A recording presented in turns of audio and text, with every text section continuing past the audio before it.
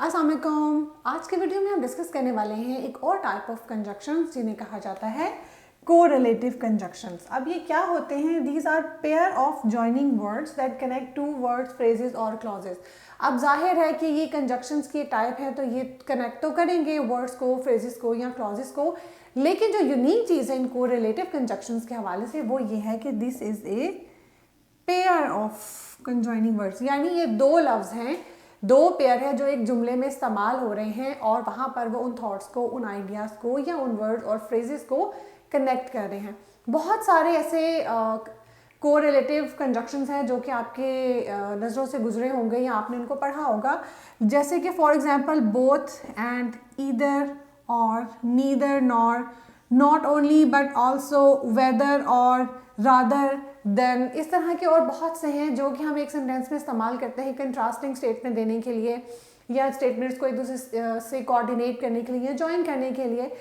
लेकिन हमेशा ये जब पेयर में इस्तेमाल हो रहे हैं, ये आपने जहन में रखना है कि जब ये एज ए पेयर एक सेंटेंस में दोनों इस्तेमाल हुए हुए नज़र आएंगे आपको, तब ये होंगे कोरिलेटिव कंजक्शंस। तो इन कंजक्शंस को ज़रा सेंटेंसेस में देखते हैं कि जब ये एक सेंटेंस में इस्तेमाल होते हैं तो किस तरह से उसका पूरा मतलब बदल देते हैं ये correlative conjunctions.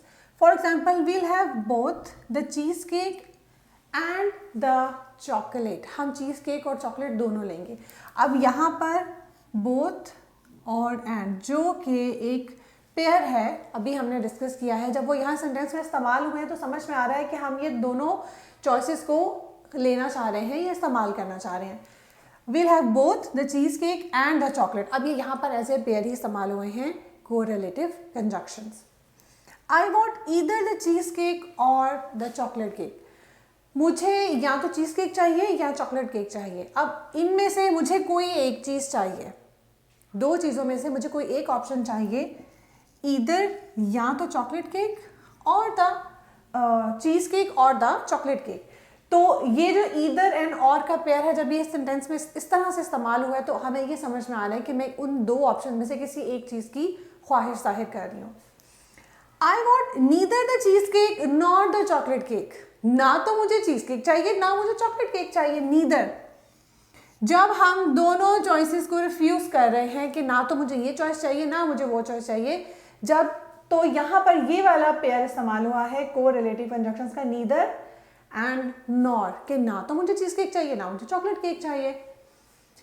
I am not sure whether you want cheese cake और द चॉकलेट। मुझे पता नहीं है कि आपको चाहे आप चीज़ केक पसंद करेंगे या आप चॉकलेट। अब यहाँ पर ये हो रहा है कि उनमें से कोई एक चीज़ आपको चाहिए होगी लेकिन आपको नहीं पता। तो वहाँ पर भी जब हमने जो पेयर इस्तेमाल किया, दैट वाज वेदर एंड और। I'll eat them both, not only the cheesecake but also the chocolate. मैं ये दोनों खा जाऊंगी, ना सिर्फ चीज़ केक बल्कि चॉकलेट भी। Not only and but also, यहाँ पर जब ये एज ए पेयर इस्तेमाल हुए तो आप ये देखिए कि यही एक सेंटेंस है लेकिन इनके इस्तेमाल से उसके मीनिंग किस तरह से बदलते जा रहे हैं। ना सिर्फ चीज़ केक बल्कि चॉकलेट केक भी, not only but also. She'd rather play the drums than sing. वो गाना गाने के बजाय ड्रम्स को बजाना पसंद करेगी। अब यहाँ पर वो किस चीज़ को प्रेफर करेगी? rather than, गाने के बजाय वो ड्रम्स बजाना पसंद करेगी। अब एक चीज़ की जगह वो जिस चीज़ को उसके ऊपर फोकस देगी, उसके लिए जो हमने कोरिलेटिव कंजक्शन इस्तेमाल किया वो था rather and देन। क्योंकि ये पेयर हैं, जब ऐसे पेयर सेंटेंस में इस्तेमाल हुए हैं तो इसका मतलब हमें बहुत बेहतर तरीके से समझ आ गया है। तो इन एग्जांपल्स को लेके आपको आइडिया हो गया होगा, एक ही सेंटेंस था लेकिन इन डिफरेंट कोरिलेटिव कंजक्शंस के इस्तेमाल से किस तरह से उसका मतलब बदल गया है।